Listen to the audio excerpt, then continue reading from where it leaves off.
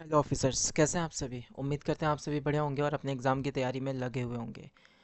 आज की वोकेबलरी का सेशन नंबर 2 है हमारा। आपने अगर अभी तक पहला सेशन नहीं देखा है तो पहले उसे देख लीजिएगा। उसके बाद ये, जैसा कि आप सभी जानते हैं कि इस सेशन के अंदर हम वोकेब भी कर रहे हैं और साथ ही साथ में क्लोज टेस्ट भी कर रहे हैं, ताकि आपको यहाँ से 7 नंबर आराम से मिल जाए। क्योंकि देखो, आप सभी जानते हैं हर एग्ज़ाम में जो क्लोज टेस्ट है, ठीक है, वो 5 मार्क्स का आता है। वोकेबलरी की बात करें तो 2 से 4 मार्क्स की वोकेबलरी आ जाती है। तो यहाँ पर इस सेशन से आपका दोनों का दोनों कवर हो रहा है, ठीक है। और देखा जाए, यहाँ पर जो क्लोज टेस्ट रखा गया है और वोकेबलरी रखी गई है, वो हमारे द हिंदू न्यूज़पेपर की है, ठीक है ना। जो हिंदू न्यूज़पेपर का है, आपको पता है कि बैंक के एग्ज़ाम में जो वोकेब पूछी जाती है और जो न्यूली वोकेब होती है, वो सारी की सारी न्यूज़पेपर से ही आती है। इसीलिए यहाँ पर आपका एक एक करके न्यूज़पेपर की वोकेब को कंप्लीट कराया जा रहा है, ठीक है। तो शुरू करते हैं बिना देरी करे अपने इस सेशन को। देखेंगे आज की सबसे पहली वोकेब। पहली वोकेब है हमारी रीट्रेटेड। रीट्रेटेड का मतलब होता है किसी चीज़ को रिपीट करना, ठीक है ना। बहुत ईजी सा है, शब्द से ही पता चल रहा है ना। इसका साइनो अगर देखें तो रिपीट करना हो जाएगा, रीस्टेट करना हो जाएगा, एम्फेसाइज करना हो जाएगा। वहीं पर अगर एंटोनियम्स की बात करें तो विड्रॉ करना, रिवॉक करना और नेग्लेक्ट करना, है ना। अगर एग्जाम्पल आपको चाहिए, एग्जाम्पल भी नीचे गिवन है, आप उसे भी पढ़ सकते हैं, ठीक है ना। तो पहला वर्ड क्या आपका रिट्रेटेड है, यानी कि दोहराना, किसी चीज़ को रिपीट करना। साथ ही साथ में इसे आप लिखते भी रहेंगे अपने नोटबुक में, ठीक है। दूसरा देखेंगे, दूसरा है आपका रिश्योरिंग। रिश्योरिंग का मतलब आपको पता ही है कि किसी को कॉन्फिडेंस देना या फिर कंफर्ट करना, ठीक है ना। कंफर्ट करना या इनकरेजिंग करना ही क्या होता है, रिश्योरिंग होता है, ठीक है ना। काफ़ी ईजी है, ये भी याद हो जाएगा आपको। अगला देखते हैं। अगला है आपका कौन सा, रिसॉल्व। रिसॉल्व का मतलब क्या होता है, रिसॉल्व का मतलब होता है डिटर्मिनेशन को क्या करना, फॉर्म करना, यानी कि एक अच्छा संकल्प लेना। जैसे हम कहते हैं ना कि इसकी विल पावर काफ़ी अच्छी है, इसका डिटर्मिनेशन काफ़ी अच्छा है, ठीक है। जैसे आपने कुछ भी दृढ़ निश्चय कर लिया कि हाँ, मुझे अपने एग्ज़ाम में इतने मार्क्स स्कोर करने हैं, ये वाली पोस्ट लेनी है तो लेनी है, तो मतलब आपने क्या किया है, रिजॉल्व किया है। क्या किया है, रिसॉल्व किया है, ठीक है। अगर इसके हाँ साइनों की बात करें तो डिटर्मिनेशन हो जाएगा, विल पावर हो जाएगा। एंटोनियम्स की बात करें तो हो जाएगा हेजिटेशन, ठीक है, हेजिटेशन यानी कि हिचकिचाना, ठीक है। तो ऐसे कुछ यहाँ पर एग्जाम्पल भी आपको दिख जाएगा। अगले वर्ड की बात करें तो अगला वर्ड आता है आपका क्या, मैनिफेस्ट। कौन सा आता है, मैनिफेस्ट। ये भी आप देख पा रहे हो, साइड में लिखा भी है कि ये कौन सा पार्ट ऑफ स्पीच है। ये एक वर्ब है, ठीक है। और यहाँ पर हमने रिसॉल्व की बात करी, ये एक नाउन है, ठीक है, नाउन के तौर पे यूज़ होगा, ये वर्ब के तौर पे यूज़ होता है। अगर मैनिफेस्ट की मीनिंग बताऊँ आपको तो वो होती है प्रकट करना, यानी कि किसी चीज़ को आप शो जब करते हो ना, शो करना, यानी कि शो समथिंग क्लियरली, ठीक है। अब इसके साइनों क्या बन जाएगा, डिस्प्ले बन जाएगा, ठीक है, डेमोन्स्ट्रेट बन जाएगा। वहीं पर एंटोनियम्स की बात करें, यानी कि इसका जो अपोजिट वर्ड है वो बन जाएगा आपका हाइड। हाइड मतलब होता है छुपाना। कंसील मतलब भी होता है किसी से कोई बात छुपाना, ठीक है। तो ये वर्ड आप यहाँ पर यूज़ कर पा रहे हो, ठीक है। एग्जाम्पल देख पा रहे हो, यहाँ पर कह रहे his fear was manifest in his trembling hand, यानी कि उसका जो मैनिफेस्ट था, उसका जो फियर था, है ना, वो क्या हो रहा था, मैनिफेस्ट हो रहा था। कैसे, उसके कांपते हुए हाथों को देखकर, समझ गए। यानी कि शो हो रहा था कि उसके चेहरे पे जो डर है ना, वो उसके हाथ कांपते हुए दिख रहे थे, उससे पता चल रहा है। तो इस तरीके से आप इस वॉकअप को याद कर लेंगे। अगला आता है आपका पांचवा, कंसीड। कौन सा आता है, कंसीड। ये वर्ब के तौर पे यूज होता है। अगर हम इसकी बात करें, है ना, कि इसका मतलब होता है क्या है, स्वीकार करना। क्या होता है, स्वीकार करना, यानी कि किसी चीज़ को एडमिट करना, एक्सेप्ट करना। तो उसी को हम कह देते हैं यहाँ पर क्या, कंसीड करना, ठीक है ना, कंसीड करना। अगर हम इसके सेम वर्ड की बात करें, वो हो जाता है एडमिट करना या फिर एक्नॉलेज करना। वहीं पर अगर अपोजिट वर्ड की बात करें तो डिनाई करना, रिजेक्ट करना। देखो जैसे यहाँ पर दिया गया एग्जाम्पल, एग्जाम्पल में कहा गया है ही हैड टू कंसीड, है ना, यानी कि उसने क्या कर लिया, वो स्वीकार कर लिया उसने कि ही वाज रॉन्ग, कि वो गलती उसी की थी, ठीक है ना। तो काफ़ी इजी था याद करना। कंसीड का मतलब क्या होता है, कंसीड का मतलब होता है किसी चीज़ को स्वीकार कर लेना। क्लियर है। तो देखो यहाँ तक हमने 5 कंप्लीट करी। डेली की हम 12 करेंगे, ठीक है। डेली के हर एक सेशन में 12 वाकअप को रखेंगे, जो काफ़ी ज़्यादा इंपॉर्टेंट है एग्जाम के पॉइंट ऑफ व्यू से। छठा देखते हैं जरा। छठे है आपका इमेनेट। इमेनेट का मतलब क्या होता है, किसी चीज़ को निकालना। आपने एक और शब्द सुना होगा, एलिमिनेट, है ना। एलिमिनेट सुना है। तो अगर हम एलिमिनेट की बात करें, एलिमिनेट का मतलब भी क्या होता है, किसी चीज़ को निकाल देना, है ना, किसी चीज़ को निकाल देना। तो यहाँ पर भी सेम वर्ड वही आता है, इमेनेट। इमेनेट भी आपका वर्ब की तरीके से यूज़ होता है।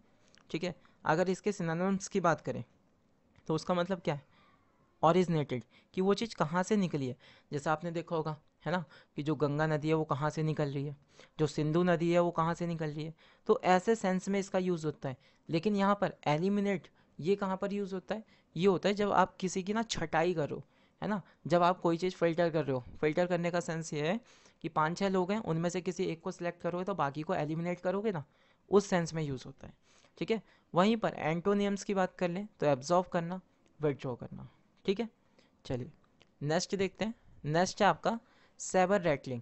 अब देखो ये नाउन के तौर पे यूज़ होता है। ठीक है, नाउन के तौर पे यूज़ होगा। इसका मतलब क्या होता है, युद्ध की धमकी देना। क्या, युद्ध की धमकी देना। देखो जैसे यहाँ पर हमने कहा थ्रेटनिंग आ जाएगा, कि किसी को डराना धमकाना, प्रोवोक करना किसी को, है ना, प्रोवोक मतलब धमकी देना। ठीक है, वहीं पर एंटोनियम्स क्या बन जा, पीस मेकिंग यानी कि शांति अपनाना, डिप्लोमेसी अपनाना, है ना, कि बातचीत करके ही सारी लड़ाई झगड़े ख़त्म कर देते हैं। अब देखो यहाँ क्या लिखा है, द लीडर्स, लीडर के किसकी वजह से, सैबरी रैटलिंग की वजह से, यानी कि इस युद्ध की धमकी की वजह से वरिड है, चिंतित हैं। कौन, हमारी नेबरिंग कंट्री, है ना, हमारे नेबर कंट्री को काफ़ी ज़्यादा चिंताएं हैं इस चीज़ को लेकर कि इन्होंने ये धमकियाँ दी हैं युद्ध की। ठीक है, जैसा आप सभी को पता है कि अगर दो देशों के बीच में युद्ध चल रहा है तो ऐसा नहीं है कि केवल इन्हीं पे इम्पैक्ट पड़ेगा, बाकी जो देश हैं अगल बगल उन पे भी इम्पैक्ट पड़ता है उसका। ठीक है, चलिए आठवां वर्ड देखते हैं जो है ब्लैकमेल। आप सभी जानते हैं नाउन के तरीके से इसको यूज़ किया जाता है। ब्लैकमेल का मतलब क्या होता है, किसी पर दबाव बनाना, है ना, किसी को दबाव बनाना यानी कि उसको प्रेशराइज करना। ठीक, यहाँ पर इसके साइनो भी है, एंटो भी है। ठीक, काफ़ी इजी है, आराम से याद कर लोगे, है ना। देखो एग्जाम्पल देखो जरा, कह रहे he was arrested for attempting political blackmail, है ना, पॉलिटिकल ब्लैकमेल करने के कारण में उसको क्या किया जा रहा है, अरेस्ट किया जा रहा है। अब एक और चीज़ यहाँ पर रखोगे, है ना, यहाँ पर आप देख पा रहे हो कि अरेस्ट के साथ में क्या लगा है भाई, फोर लगा है ना, तो ये फिक्स प्रीपोजिशन है, ये भी याद रखोगे कि अरेस्ट फॉर, ठीक है, अरेस्ट फॉर समथिंग, कि किसी चीज़ के लिए जब अरेस्ट करते हैं तो अरेस्ट के साथ में क्या लगाना है अपने को फोर लगाना है यहाँ पे। ठीक है, चलिए नेक्स्ट देखते हैं, 9वें नंबर का ब्रोकर। आप सभी समझते हैं ब्रोकर कौन होता है, बिचौलिया, है ना। जैसे हमने कहा एक की शादी दूसरे के साथ करा रहे, उसके बीच में एक व्यक्ति होता है ना गांव में, खास तौर पे जो आता है रिश्ता लेके कि हाँ इसकी शादी इससे करा दो, इसकी इससे करा दो, तो इस व्यक्ति को हम क्या कहते हैं, ब्रोकर ही तो कहते हैं। तो उसी व्यक्ति को यहाँ पर हम ब्रोकर कह रहे हैं। अब इसके देखो साइनो भी है आपके पास और एंटो भी है। ठीक है, तो देखो साइनो में क्या है आपका, नेगोशिएट करवा रहे हैं। नेगोशिएट का मतलब कि हाँ, आप जाते हो जब मार्केट वगैरह में, आप थोड़ा सा प्राइस को नेगोशिएबल करते हो ना उस समय, कि हाँ थोड़ा सा पैसा कम कर लो, ऐसा है वैसा है ना। और इसी को हम कहेंगे अरेंज करना। ठीक है, वहीं पर एंटोनियम्स की बात करें तो डिसरप्ट आ जाएगा, ऑब्स्ट्रक्ट आ जाएगा, यानी कि रुकावट है। ठीक है, अब देखो एग्जाम्पल आपके पास है, आराम से पढ़ लोगे, काफ़ी अच्छा एग्जाम्पल है। कह रहे द डिप्लोमेट ब्रोकर जो हैं आ चीज fire between the two nations, है ना। जैसा देखा जाए भारत और पाकिस्तान का जो युद्ध चल रहा था उसके अंदर अमेरिका ने आके यही काम तो किया। अमेरिका ने आकर बिचौलिए का काम किया, ब्रोकर का काम किया, कि दोनों के युद्ध को क्या कर दिया, शांत कर दिया, है ना, शांत कर दिया दोनों के युद्ध को। ठीक है, इस तरीके से। चलिए अगला देखते हैं, अगला है आपका स्लोगनरिंग। ठीक है, ये नाउन के तौर पे यूज़ होता है। ठीक है, अब इसका मतलब क्या होता है, स्लोगन, आपने स्लोगन तो सुना है ना, यानी कि स्लोगन, नारेबाजी करना। ठीक है, नारेबाजी करना, चैंटिंग करना, ठीक है, जर्गन करना, ये सारी चीज़ें हो जाएंगी इसके सिनोनिम्स। एंटोनिम्स यानी कि अपोजिट वर्ड की बात करें तो डिस्कशन करना, डेलिबरेशन करना, ठीक है, ये सारे वर्ड इसके क्या हो जाएंगे, एंटो हो जाएंगे। क्लियर, तो लास्ट वाली स्लाइड पर आते हैं वॉकैब की। देखो 11वां वर्ड क्या है, वॉलेटाइल। क्या है, वॉलेटाइल, और ये एक एडजेक्टिव है ना। आपने वर्सटाइल पढ़ा होगा। वर्सटाइल का मतलब क्या होता है, बहुमुखी, यानी कि जो अपने आप को हर सिचुएशन में ढाल ले, उसे कहते हैं वर्सटाइल। सेम वैसा ही, सेम वैसा ही आपके सामने क्या आता है, वॉलेटाइल। वॉलेटाइल का मतलब क्या होता है, परिवर्तनशील, यानी कि लाइकली टू चेंज रैपिडली, मतलब जो तेज़ी से अपने आप में चेंजेस ला सके, उसे हम वॉलेटाइल कहते हैं। ठीक है, अब देखो यहाँ पर अनस्टेबल, मतलब जो स्टेबल ना हो उसे हम अनस्टेबल या वॉलेटाइल कह सकते हैं। ठीक है, एक्सप्लोजिव भी हो सकता है। एंटो की बात करें तो ये हो जाएगा आपका स्टेबल, काम होना यानी कि शांत होना। ठीक है, तो ये इसके अच्छे अच्छे एग्जाम्पल भी देखने को मिल रहे हैं यहाँ पर। ठीक है, अब देखो अगला और लास्ट वॉकैब जो है हमारी, वो क्या है? इंसुलेट। इंसुलेट का मतलब क्या होता है? अलग करना, है ना? आपने इंसुलेशन पढ़ा होगा कि इंसुलेशन में है, आइसोलेशन में है ना? ऐसे इंसुलेट का मतलब क्या होता है? इंसुलेट का मतलब होता है किसी चीज़ को प्रोटेक्ट करना, है ना? Protect something from outside influence, बाहर की किसी चीज़ से प्रोटेक्ट करना, आइसोलेट करना, है ना? शील्ड करना, एक्सपोज, ये इसका एंटो हो जाएगा। एक्सपोज का मतलब सामने प्रकट कर देना, कनेक्ट कर देना, है ना? तो ऐसे ये आपके आज के 12 वोकैब कंप्लीट होती है, 12 जो वर्ड हैं वो आपके कंप्लीट होते हैं किससे? ये हमारा द हिंदू न्यूज़पेपर से, ठीक है ना? द हिंदू न्यूज़पेपर से। क्लियर? अब बारी आती है किसकी? क्लोज टेस्ट की आती है, ठीक है? अब बारी बच्चों किसकी है? क्लोज टेस्ट की। क्या आप सभी रेडी हैं क्लोज टेस्ट के लिए? तो जल्दी से एक बार रीड करोगे। आपको 3 मिनट दिया जा रहा है, ठीक है? 3 मिनट दिया जा रहा है, जल्दी से एक बार रीड कर लो, फिर आते हैं इसके क्वेश्चन आंसर पर।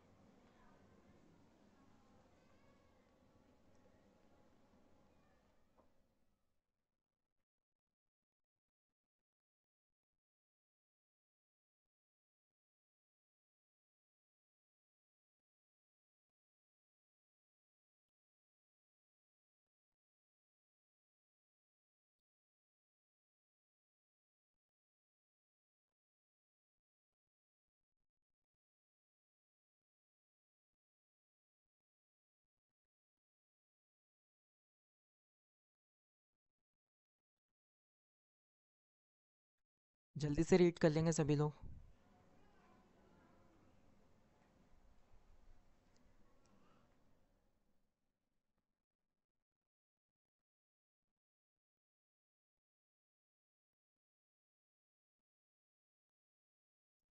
क्लोज टेस्ट को पहले फास्टली रीड करना है, बिना ऑप्शन लगाए, ठीक है?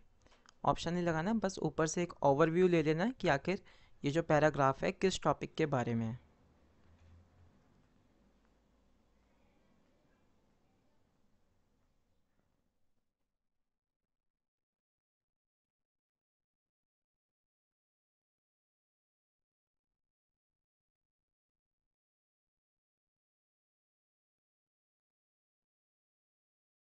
तो चलिए फिर शुरू करते हैं हम, ठीक है? उम्मीद करते हैं कि आपने ये कर लिया होगा अच्छे से, है ना? और एक आपको आइडिया भी लग गया होगा कि आखिर ये क्लोज टेस्ट किस बारे में है। चलो देखो, अब पहले क्वेश्चन की ओर टारगेट करेंगे, ठीक है? क्या कहा गया इसमें? कह रहा the sun is the star at the centre of dash solar system, है ना? तो हमने कहा हमारा जो सोलर सिस्टम है कैसा है? द सोलर सिस्टम हम लिख सकते हैं क्या? जल्दी से बताओ एक बार। क्या आर्टिकल यूज़ करना यहाँ पर सही रहेगा? सोलर सिस्टम से पहले हम दा लगा सकते हैं? क्या ए लगा सकते हैं? जल्दी से बोलो। या टिपिकल लगा सकते हैं? क्या हमारा सोलर सिस्टम टिपिकल है? हम कहेंगे नहीं, ऐसा तो नहीं है। हमारा सोलर सिस्टम काफ़ी ज़्यादा बड़ा है ना? काफ़ी ज़्यादा ह्यूज है। तो हम कह सकते हैं कि the sun is the star at the centre of huge solar system, यानी कि ये पूरे इतने बड़े सोलर सिस्टम में जो सेंटर में है वो क्या है? हमारा सन है। क्लियर? तो इस तरीके से आपका पहले वाले में क्या आ जाएगा? ह्यूज आ जाएगा। वहीं आगे देखो, कह रहे it is a nearly perfect ball of hot plasma. किसका है भाई? हॉट प्लाज्मा की एक परफेक्ट बॉल है ये। द सन हैज़ इंस्पायर्ड अस। देखो सन हमें क्या करता है? इंस्पायर भी करता है। किस चीज़ में? सिंस एंशियंट टाइम से, यानी कि पूरा प्राचीन समय से हमें क्या करता आ रहा है? इंस्पायर्ड करता आ रहा है। It's central to mythology and religion in. आप देखोगे बहुत सारे रिलीजन में, है ना? बहुत सारे रिलीजन में आप सन को, जैसे हम देखते हैं हिंदू धर्म के अंदर क्या होता है कि सन को सुबह सुबह जल दिया जाता है ना, पानी चढ़ाया जाता है? ऐसे यहाँ पर देखा जाए सेकंड वाले में क्या आ सकते हैं? सेकंड वाले में हमने कहा हम बात करें यहाँ पे मिथोलॉजी की और रिलीजन्स की। तो यहाँ पर सीन की तो कोई बात नहीं है कि फिल्म थोड़ी ना कोई सी की सीन आएगा, है ना? Types types around the world, ऐसा नहीं बन सकता। प्रोसेस, क्या ये प्रोसेस है? कोई सा नहीं, ये कल्चर है। ये क्या है? हमारा कल्चर है। तो हम कहेंगे mythology and religion in cultures around the world, यानी कि इसको लेकर पूरे संसार भर में क्या है? कल्चर है, इसकी एक संस्कृति है अपनी अलग से। ठीक, आगे देखते हैं।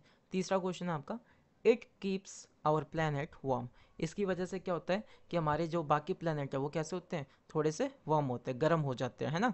उनको हीट मिलती रहती है। Enough for living things to grow, और उतनी हीट मिल जाती है जिससे एक लिविंग थिंग्स ग्रो कर सके। It gives us light so we can see, है ना? इससे हमें लाइट भी मिलती है, देखोगे तो उजाला भी इसी से हो रहा है, और उजाला होने की वजह से ही हम क्या कर पा रहे हैं? बाकी चीज़ों को देख पा रहे हैं। It is by far the most important. तो मोस्ट इम्पॉर्टेंट क्या है ये? जल्दी से बताएंगे। मोस्ट इम्पोर्टेंट क्या है, जल्दी से बताएंगे। क्या सोर्स है, सिंबल है, या कंट्रोल है? बताओ, जल्दी से बताएंगे क्या है बच्चों यहाँ पे। अच्छा, ये पहले वाले में हुई है क्या? ठीक है ठीक है ठीक है। यहाँ पर जरा करेक्शन कर लेंगे, ठीक है। पहले वाले में, क्योंकि आपको पता होगा जब आर्टिकल पढ़ते हैं कि सोलर सिस्टम से पहले क्या लगता है, दा लगता है। क्या लगता है? दा लगता है, ठीक है। सोलर सिस्टम से पहले क्या लगता है, दा।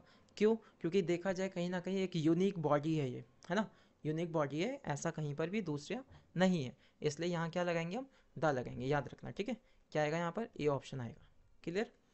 चलिए वापस आते हैं अपने क्वेश्चन पर। यहाँ बताएंगे, यहाँ पर देखेंगे, हमने कहा it is by far the most important. Most important क्या है? सोर्स ऑफ एनर्जी है। क्या है? सोर्स ऑफ एनर्जी है ये हमारा, ठीक है ना। सोर्स ऑफ एनर्जी है, जिससे हमें क्या मिल रही है, लाइट मिल रही है भाई, ठीक है। हमने कहा फॉर लाइफ ऑन अर्थ, जिसकी वजह से पृथ्वी के ऊपर जीवन संभव हुआ है। हमने कहा it is about 100 times a wide. ये कैसा है भाई, 100 times, it is about 100 times अब एज वाइड। अब देखो, आपको अच्छे से पता है, क्या पता है जी, जब कभी भी एज लगाओ, क्या लगाओ, एज। जैसे आपने सुना होगा एज वेल एज, है ना, एज सुन एज, ठीक है। तो हमने कहा एज वाइड एज आएगा। क्या आएगा? एज वाइड एज आएगा। ये कब हम यूज़ करते हैं, जब लाइक वाला सेंस देना होता है हमें, है ना, ठीक है। तो उस सेंस में आपका एज वाइड एज आ जाएगा, ठीक। चलिए नेक्स्ट देखते हैं जरा। इसमें कहा है इफ़ देयर वर नो सन, कह रहा है अगर कोई सूरज ही नहीं होता तो क्या होता। Many things would not occur like photosynthesis. क्या क्या चीज़ें नहीं हो पाती, फोटोसिंथेसिस नहीं हो पाता, या फिर हम बात करें प्रेजेंस ऑफ ऑक्सीजन, ये नहीं हो पाता। Which would have cost no gas of life, है ना, जिसकी वजह से क्या पॉसिबल नहीं होती, लाइफ पॉसिबल नहीं होती। बताओ फिफ्थ नंबर पे क्या आना चाहिए फिर, फिफ्थ नंबर पे क्या आना चाहिए। तो हमने कहा लाइफ क्या नहीं कर सकती, एग्जिस्टेंस नहीं कर सकती, है ना। स्किल की तो बात ही नहीं आएगी, लाइफ को नो एंड ऐसा भी पॉसिबल नहीं है, ठीक है। तो क्या बचा हमारे पास, एग्जिस्टेंस, कि नो एग्जिस्टेंस ऑफ लाइफ, कि अगर सूरज ही नहीं होता तो इस पृथ्वी पर जीवन संभव नहीं होता। क्लियर हो गई बात? बताएंगे सभी, ठीक है, जल्दी से बताएंगे। ओके, तो ठीक है, हमारा ये सेकंड वाला पार्ट भी कंप्लीट होता है यहाँ पर, ठीक। और आपने यहाँ पर भी 12 वर्ड सीखे। 12 वर्ड आपने पहली वाली, हाँ, सीरीज़ में सीखा। तो टोटल अभी तक आपने 24 वर्ड कर लिए, ठीक है। 24 ये क्वेश्चन कर लिए, ठीक है। प्लस में हमने इसके साइनो और एंटो भी किए हैं, ठीक है। और क्लोज टेस्ट की बात करें तो 2 क्लोज टेस्ट हो गए, यानी कि 10 क्वेश्चन आपके इसके हो चुके हैं, ठीक है। तो इसी तरीके से ये सीरीज़ आगे चलती रहेगी। आज की वीडियो में केवल इतना ही, मिलते हैं आपसे अगली वीडियो में, तब तक के लिए अपना ध्यान रखिएगा। जय हिंद।